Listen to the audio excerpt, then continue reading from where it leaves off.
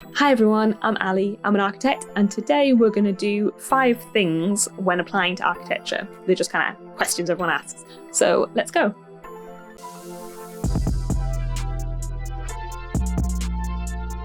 Five things, quick videos, even with me rambling on, to try and just give you some basic information. So the first question today is, how long does it take to become an architect in the UK? And the answer is at least 7 years. So if you take the sort of route 1 option that's using university, you need a bachelor's degree, which takes 3 years, and you need a year out in practice, which is 1, 2 years of a master's degree, another year out in practice, and then your part 3 exam.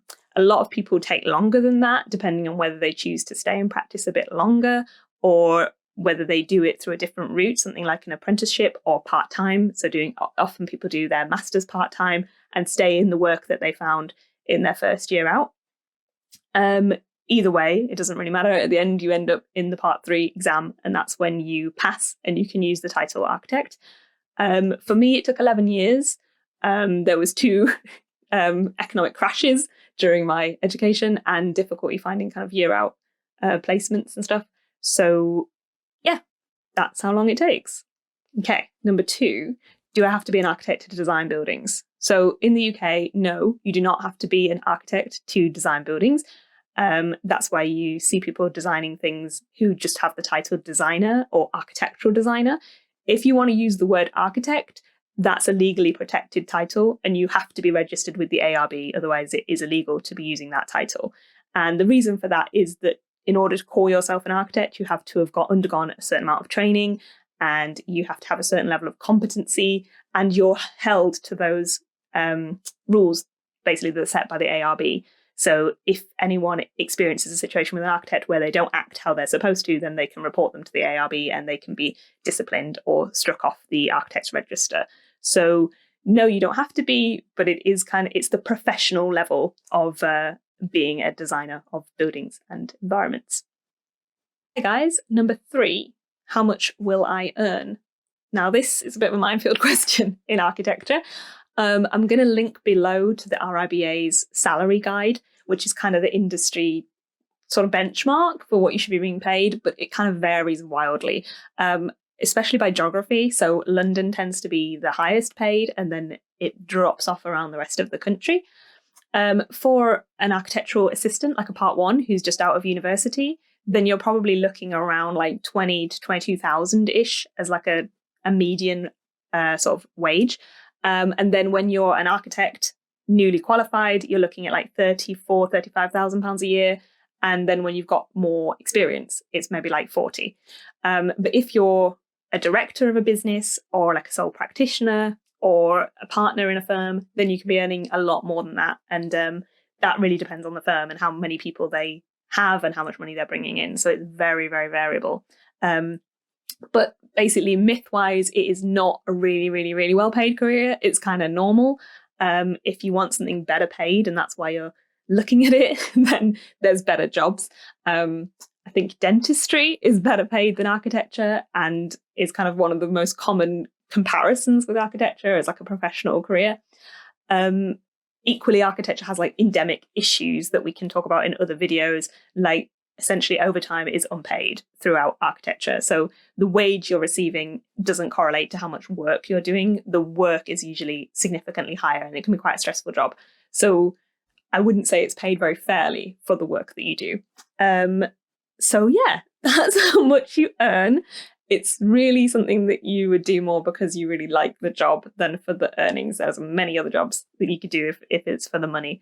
But yeah, check out the RIBA salary guide below. That gives a kind of benchmark, and that's usually what people are using going into like job offers and things. So if you grade yourself against that, you'll get a good idea of what's kind of a reasonable amount of money to be paid. Hopefully that helps. Number 4, what subjects should I take? So this one is the one I feel quite passionate about. What you will hear is that you should take physics, maths and English. That is especially what you will hear if you ask a careers advisor at school, as I did. And I was told I could not be an architect because I was not clever enough. I was told that 3 separate times, the first time by a careers advisor, 2 other times by teachers. I am very stubborn, so that doesn't work on me. But if you listen to them, then you might not become an architect. Basically, there are some courses in universities that ask for a certain grade in a certain subject, but there seems to be more courses that are now looking for a broader range of subjects, and you're being more graded on things like your portfolio and an interview situation, and potentially also your personal statement. Because for architecture, for me, if I was, doing admissions for a university, I'd want to interview everybody, because I think whether you have the drive to actually study something for at least 7 years is more important as to whether or not you got an A in physics. So I did not. For my A levels, I did design, art, IT, and business. I can't even remember. And business. And the IT got downgraded and was only an AS level in the end. So I had 3 A levels. They were all consistently lower grades than was asked for. And by some miracle, I got admitted to university. Thank you, Edinburgh College of Art, whoever was in charge of that decision. Thank you. But basically, I'd got in on interviews to Glasgow School of Art and Leeds Met as well, which is now Leeds Beckett, because I'd done quite a lot of work experience and really looked into whether this was the career I wanted to do. And I think I'd shown that this was the only thing I was planning on going to university for. I wasn't interested in like a clearing course or anything. It was architecture, or I'll find out another way to become an architect. That was how I approached it. So I really hate it when people tell students you have to be great in physics, maths, and English. I don't think that's true. I think you need to be able to think creatively as an architect, and how you think is really the most important thing. And you can be trained how to draw, how to figure out like formulas or calculations you need to be able to do. All of those things should be taught to you in the degree, and the degree is not like any subject you've studied at school. So to me, more of a passion to actually want to learn the subject is more important than those grades.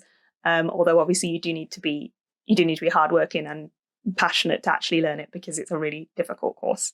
I wouldn't take it on lightly, let's just say, but do the subjects that you're good at and get good grades in them, rather than trying to force yourself to be in subjects that maybe are not suited to you just because you think you should be doing them. And don't necessarily listen to people's advice because they might be wrong. Okay, number 5 is the importance of a portfolio. So massively. In architecture, as with most creative careers, a portfolio is your shop front of what you do. And obviously that changes throughout your career. So if you are applying, as we're talking about now, applying to university, then you're going to be probably a Highers or an A-level student. You might have done some work experience. It would be great if you did some work experience. So my portfolio included a CAD drawing that I'd done in work experience, and I'd made a model of that building that I'd CAD'd up.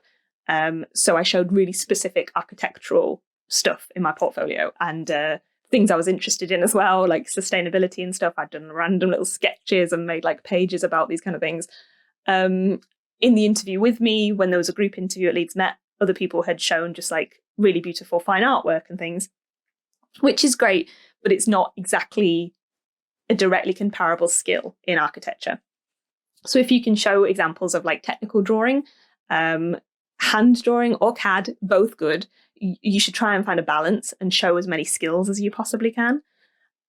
Also model making, so that could be in 3D software like SketchUp or Revit or like Rhino, or it could be actual real models that you'd made out of any kinds of materials.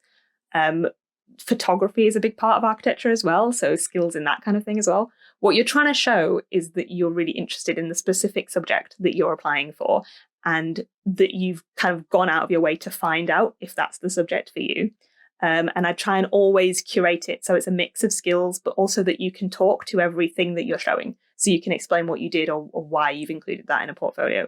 They're the main things. There's other great resources on the internet about portfolios for architects, and I will link those in the description below. And we'll probably do another video at some point, but my portfolio is not great right now, so I'm certainly no expert. I'd also really limit it to a certain number of items. So if you're going for a job post your degree and stuff, maybe 10 pieces max. I'd say if you're applying for university, a lot of universities do say 10 max on their admissions, and they'll usually give you some general portfolio guidance.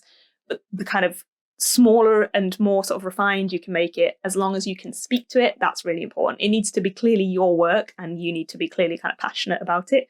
And if you are, then I'm sure it will work the way that you want it to in terms of getting you a place. So good luck. Okay guys, thanks. That's 5 things on applying to architecture. If you have any comments or questions, then please drop them below, and subscribe and like the video if you like it and want to see more videos. And that's it for today. So have a great day wherever you are, and I'll talk to you soon. Thanks. Bye. That's not how you would say anything.